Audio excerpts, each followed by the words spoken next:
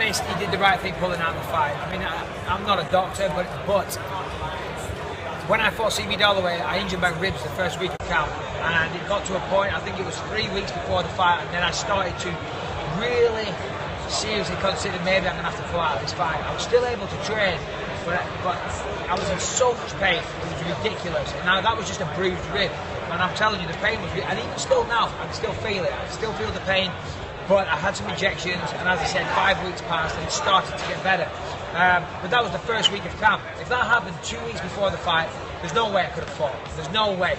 And, you know, I was disappointed that he pulled out the fight because I wanted to see the fight. As a fan, I was disappointed. But for Jose, long-time champion, undefeated champion, his legacy's at risk. You know, he made the right decision. Now, of course, the fight is going to be even bigger now. Conor got through Chad, and here we go. You know, the fight, when it happens, is just even bigger. UFC 200 takes place July 2nd, 2016 in a brand new arena that they're building in Las Vegas. This is probably the best person to ask. You obviously fought on UFC 100, the biggest event of all time.